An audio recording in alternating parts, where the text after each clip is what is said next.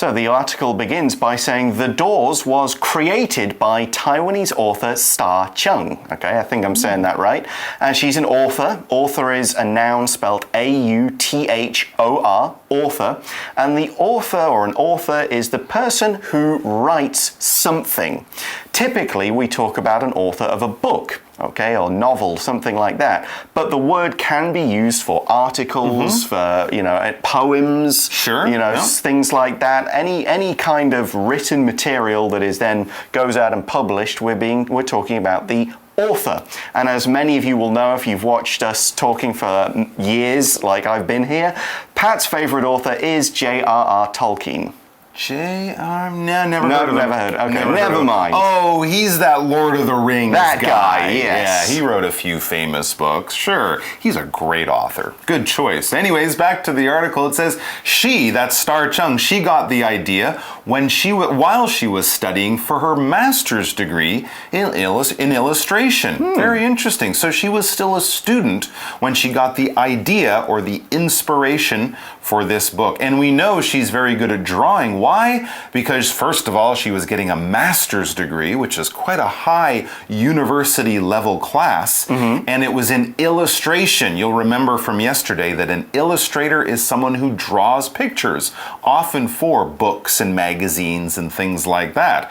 As I mentioned, a master's degree is something you'll get after you do a bachelor's degree. Yep. Maybe in university, that's the first 3 or 4 year program you'll do. Then if you want to continue studying, the next level up would be a master's degree. That would again take about 2, maybe 3 years, depending on what you study and how fast you do it. But it shows you're at a very, very high level of knowledge in one particular topic. So she must be quite the talented illustrator if she's already up at the master's degree level. But it also gives us this idea that she was probably quite young when she did this, maybe in her late 20s or something like that. Interesting. Now, she wasn't even studying all the time in Taiwan. She actually got it in the UK, as we find out here. Well, the book is in London, isn't it? That's right. It's kind of Victorian London. Now, we find out that during a field trip in East London, Chung was inspired by the terraced houses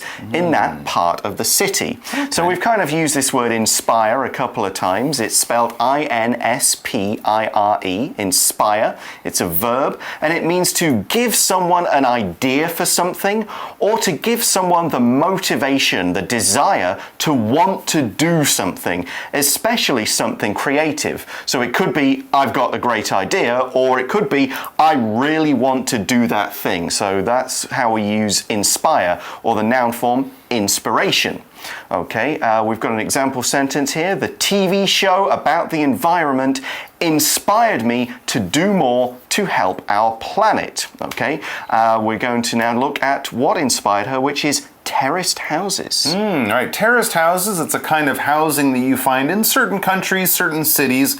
Basically, it's just a long row of houses that are attached on both sides. Well, maybe until the last one in the row, which is only attached on one side. It allows you to put a lot of places for people to live in a fairly small area, but of course, you won't have maybe a front yard or a backyard, or if you do, it'll be very, very small. Narrow, yes. And your neighbors are right on the other side of the wall. But if you're used to living in a big apartment building like many people in Taiwan do, a terraced house might actually give you a little bit more space. You're often able to find these types of houses in some of the older cities, in Washington, D.C., in London, in parts of Montreal, where I'm from, in the downtown areas. Terraced housing was very, very popular 100 or so years ago. So that's what she's seen. And I guess, for someone coming from Taiwan, seeing that many terraced houses all around the city is kind of unusual. You don't see it here so much.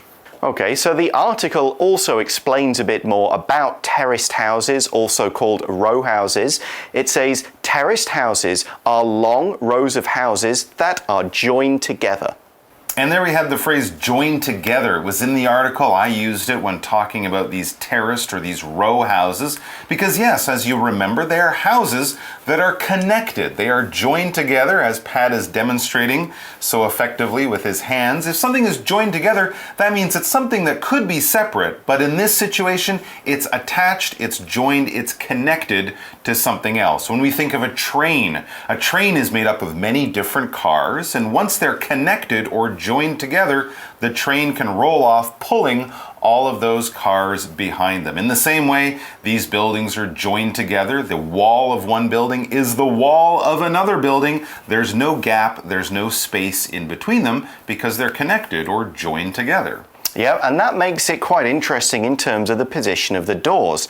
As the article says, because of this, their doors are often located right next to each other. So two houses, two doors, but there's only maybe a small wall, and they each go into their own house. And this gave Chung the idea for a book that can be opened on both sides. Like, go into a different door, you go into a different house. Very interesting. And the article continues by saying, since the doors is out of the ordinary, it was a challenge to get it published. Oh, wow. So something was a little bit difficult. If something's a challenge, it's difficult. We'll find out more about that. But the big challenge was because this book was unusual. It was strange. It was so different from other books. Most books open from the left or open from the right. Remember, the doors opens in the middle. That is out of the ordinary. And out of the ordinary is today's shortcut for you. So let's learn more right now by taking a quick look at this video.